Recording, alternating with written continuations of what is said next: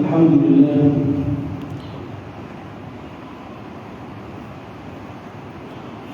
جذب قلوب من اسمعهم في البلد دعاءهم إلى دار السلام سماع قبول. اسمعهم في سيرهم آذان الخليل فلبوا مسرعين، دخلوا مقام إبراهيم آمنين، فأشهدهم سبحانه وتعالى جماله العلي المبين. وأشهد أن لا إله إلا الله وحده لا شريك له، عنت الوجوه لعظمته وخشعت القلوب بمعرفته، ونطقت الكائنات بفضله وسبحت الألسن بذكره سبحانه وتعالى. من لجأ إليه تولاه، ومن تاب إليه نجاه، ومن توكل عليه كفاه.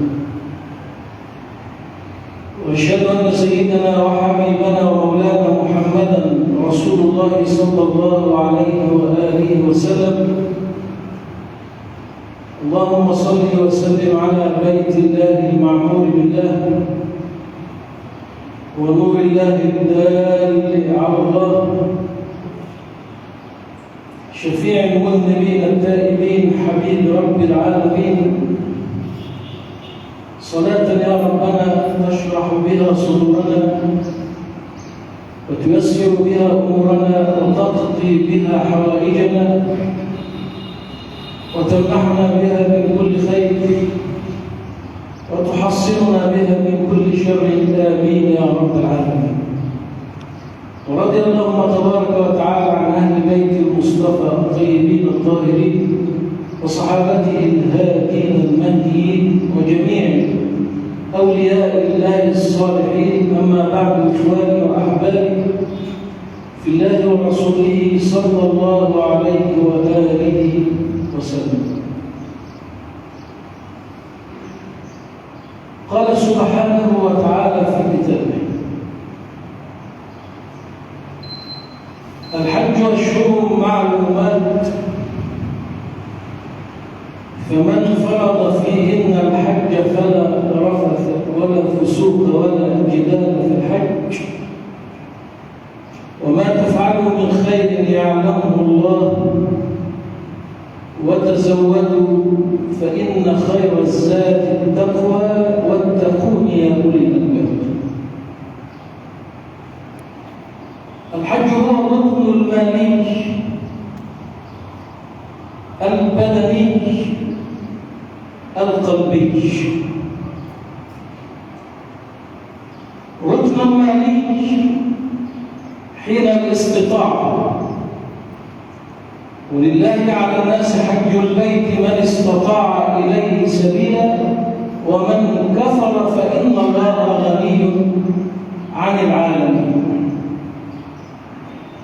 البدني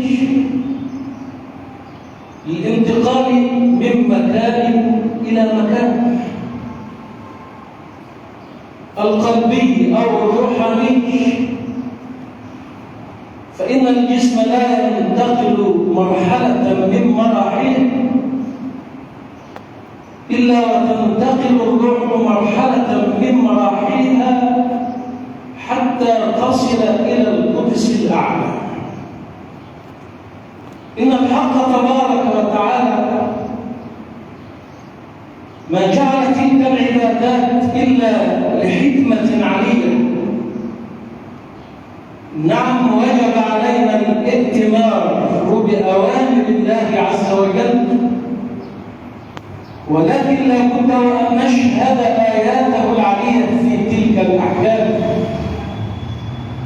وقد شنع المولى عز وجل على من لم يشهد آياته العلية حال طعامه. قال عز وجل: ويأكلون كما تأكل الأنعام والنار مثوى لهم. فالحج جعله الحق تبارك وتعالى مثالا لحضرة قدسه سبحانه وتعالى.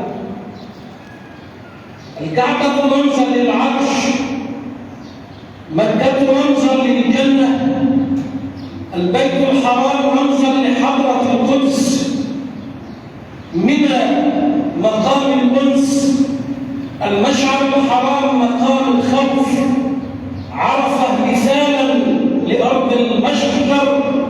خروجك من الوطن كخروجك من بيتك إلى قبرك. ومن لم يشهد بعضا من تلك المشاهد فحجه قد يكون منقوصا عند الحق تبارك وتعالى، لأن المولى عز وجل قال: ليشهدوا منافع لهم. قال العارف في ذلك المقام: لبيك حجي، شهود الوجه مشرقة أنواره، فأرى برا ومقتربا. لبيك أسعى إلى نيل الصفا وبه عيني ترى العين لا حدا ولا حصرا. روحي لديك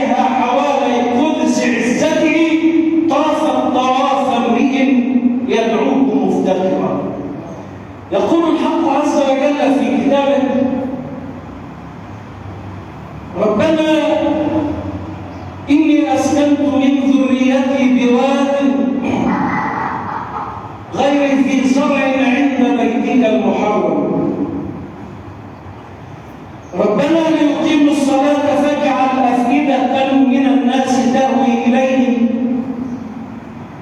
وارزقهم من الثمرات لعلهم يشكرون.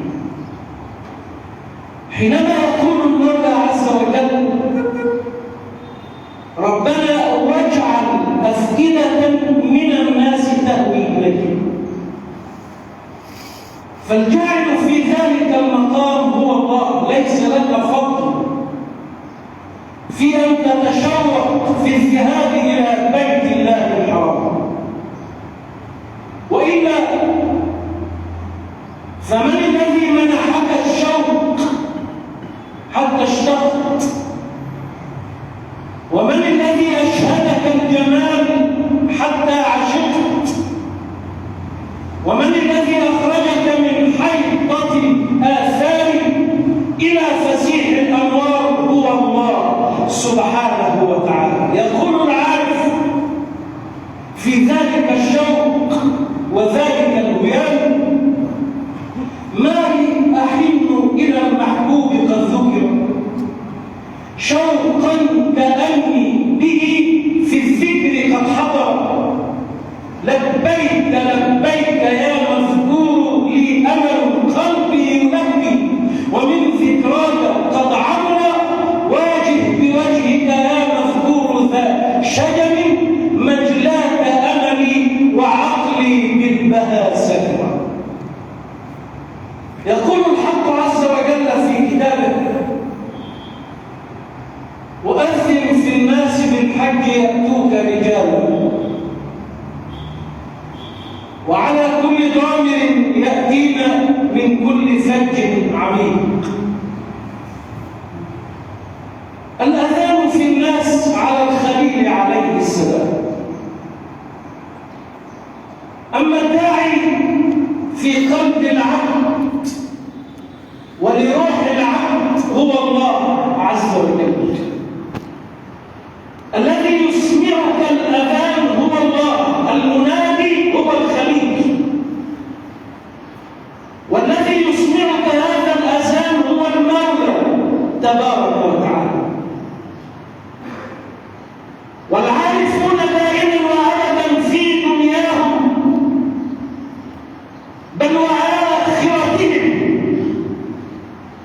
يلبون نداء الحق تبارك وتعالى. ذلك النداء يسمعونه بآذان قلوبهم. ربنا إننا سمعنا مناديا ينادي للإيمان أن آمنوا بربكم فآمنا. يقول العارف في ذلك المقام يؤذن إبراهيم في الناس ظاهرا ويدعو أهل الصفو للاجتباء ربك. يؤذن إبراهيم في الناس داعيا إلى البيت والمعبود يدعو إلى القرب رجالا سقاهم ربهم خمر حبه فأسكرهم فروا من الكون للرب. الله شتان ما بين من خرج من بيته لزيارة البيت وبين من خرج من بيته لزيارة رب البيت في بيته. إنما البيت يزار لما فيه من أنوار وتنزلات إلهية. إن أول بيت وضع للناس والذي ببكة مباركا وهدى للعالمين فيه آيات بينات مقام إبراهيم ومن دخله كان آمنا. شتان بين محرم ومحرم. هكذا حين انقضاء المناسك الناس تختلف. فإذا قضيتم مناسككم فاذكروا الله كذكركم آباءكم أو أشد ذكرا فمن الناس. وينور الحق تبارك وتعالى هؤلاء الناس بعد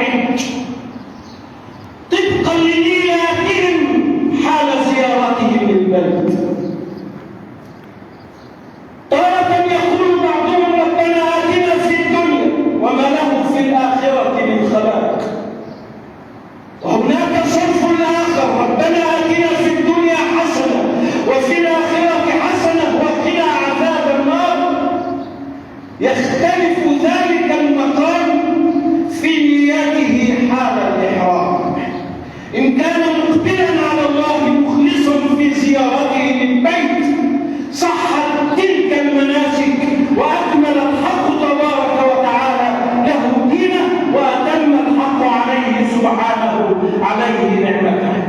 اليوم أكملت لكم دينكم وأتممت عليكم نعمتي ورضيت لكم الإسلام دينا. يقول العارف في مراتب الإحرام: إحرام من أما قصد البيت للطلب، تجرد من معاني اللهو واللعب في حيطة ومحيط إن يلابسه، في حيطة ومحيط إن يلابسه، ومن سكون عن الأكوان والطرج، ثم ترفع مقاما فوق ذلك، ومن منا إلا له مقام معلوم. إحرام أهل التجلي إن لهم ظهرت أنوار مولاه في باطن القلب. أما إحرام أهل المعرفة وأهل العشق، إحرام من عرفوا من بعد عشقهم محو الظلال وسلب الفيء والحجب. هذه مراتب بها أهل القرب قد رفعوا فوق الرضوان والقرب. تلك هي مراتب الإحرام، وما منا إلا له مقام معلوم. الخليل يؤذن والمولى عز وجل يسمعك ذلك النداء، فتلبي مسرعا لزيارة بيت الله الحرام ولمشاهدة أنوار رب البيت في بيته فيه آيات بينات. مقام إبراهيم ومن دخله كان آمنا. قد يأمن الجسم من الأعداء الظاهرين، ولكن هناك أمن روحاني، أمن من البعد بعد القرب، أمن من الطرد بعد الوصل، أمن روحاني، أمن قلبي من أن يخطر على هواك أي وساوس نفسانية أو شيطانية، لأنك حال طوافك حول بيت الله الحرام مبتدئا من ذلك الحجر الأسعد الذي قال فيه المصطفى صلى الله عليه وآله: الركن والمقام ياقوتتان من يواقيت الجنة. وكما قال المصطفى صلى الله عليه وآله: نزل الحجر الأسود من الجنة وكان أشد بياضا من اللبن فسودته خطايا بني آدم. ولكن انظر، استلامك للحجر تجديد للبيعة.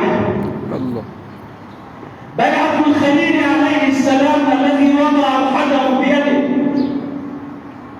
وتجديد لبيعة المصطفى صلى الله عليه وآله وسلم.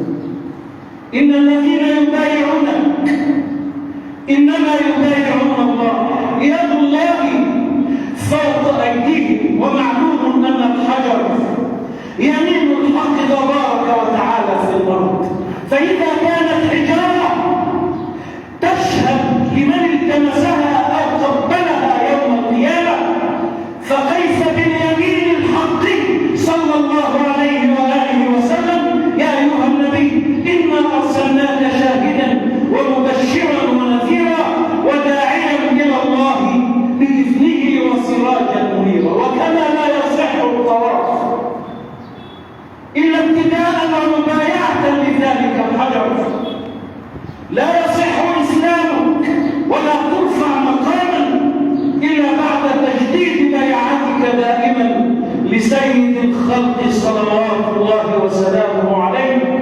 أقول قولي هذا وأستغفر الله العظيم لي ولكم.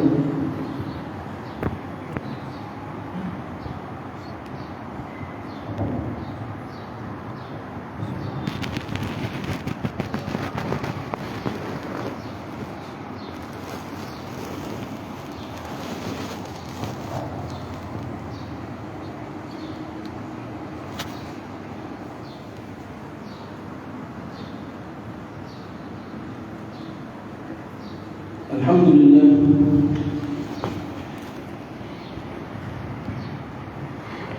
الذي هدانا لهذا وما كنا لنهتدي لولا أن هدانا الله. وأشهد أن لا إله إلا الله وحده لا شريك له، وأشهد أن سيدنا وحبيبنا ومولانا محمدا رسول الله صلى الله عليه وآله وسلم. اللهم صل وسلم عليه وأعطنا الخير وادفع عنا الشر ونجنا واشفنا يا رب العالمين. قال عز وجل في كتابه: الحج أشهر معلومات، فمن فرض فيهن الحج فلا رفث ولا فسوق ولا جدال في الحج. شوال، ذو القعدة، ذو الحجة. بداية أشهر الحج شهر شوال، ويأتي بعد شهر السنة. ولكن ما الحكمة أن تأتي فريضة الحج بعد فريضة الصيام؟ ويقول الحق عز وجل: ولتكملوا العدة ولتكبروا الله على ما هداكم ولعلكم تشكرون. فإذا أتممت الصيام زكت نفسك وطهر قلبك، فكبرت الحق تبارك وتعالى في قلبك حيث لا يوجد أكبر منه سبحانه وتعالى في هذا المقام، ولتكبروا الله. فبعد تلك التزكية وذلك التطهير أزال الحق تبارك وتعالى الوقر من على أذنك، فاستمعت لنداء الخليل عليه السلام وأذن في الناس بالحج. يقول العارف في ذلك المقام: كبر الله حيث تم صيامك. قلب أقبل في حلة الإحرام من صيام به طهارة نفسي لاتجاه لحجة الإسلام. فرض الحج بعد صوم لمعنى سره الوصل وارتشاف المدارج. هكذا تلك هي الأحكام التي فرضها الحق تبارك وتعالى لكي يظهر ما في العبد من أنوار في قلبه، الذي قال الحق تبارك وتعالى: ونحن أقرب إليك من حبل الوريد، أي في قلبك.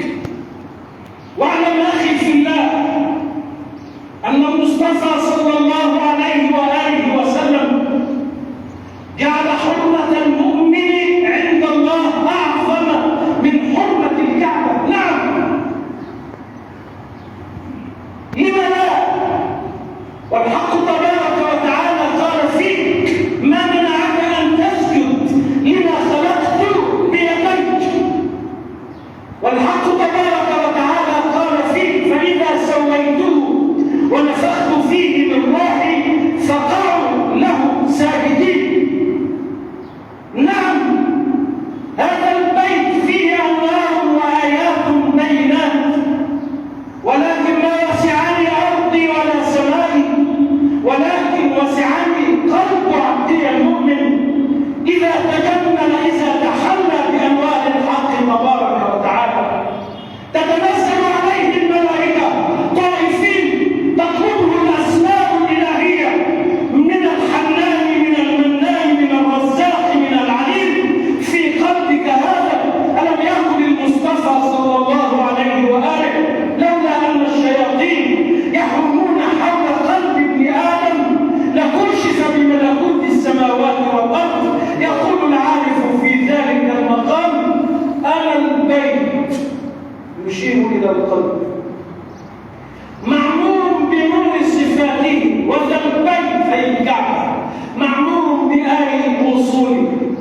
فشتان بين البيت فيه صفاته وبين مبان للفتى المقبول. واعلم أن الحق تبارك وتعالى قال في حق تلك الحجارة التي قدسها الحق عز وجل والتي جعلها حرما آمنا: ومن يرد فيه بإلحاد بظلم نذقه من عذاب أليم. هكذا قلب العبد المؤمن الذي هو بيت الحق، الذي هو عرش التجلي وبيت المتجلي، الذي إذا صفى صار بيتا معمورا بأنوار الحق تبارك وتعالى. قال الحق في الحديث القدسي: من آذى لي وليا فقد آذنته بالحرب. فمن يرد في ذلك القلب، قلب العارف، بإلحاد وظلم نذقه أيضا من عذاب أليم. ما من يوم جمعة إلا وفيه ساعة إجابة. نسأل الله عز وجل أن تكون هذه الساعة. اللهم أرنا الحق حقا وارزقنا اتباعه، وأرنا الباطل باطلا وارزقنا اجتنابه. اللهم اجمع شمل المسلمين، اللهم اجمع شمل المسلمين، اللهم اوقع الكافرين في الكافرين، وأخرج المسلمين من بينهم سالمين غانمين يا رب العالمين. اللهم لا تدع في هذا اليوم العظيم ذنبا إلا غفرته، ولا مريضا إلا شفيته، ولا ميتا إلا رحمته، ولا محروما إلا أعطيته، ولا حاجة هي لك رضا إلا قضيتها ويسرتها برحمتك يا أرحم الراحمين. عباد الله، إن الله يأمر بالعدل والإحسان وإيتاء ذي القربى وينهى عن الفحشاء والمنكر والبغي يعظكم لعلكم تذكرون. اذكروا الله يذكركم وأقيموا الصلاة. الله أكبر.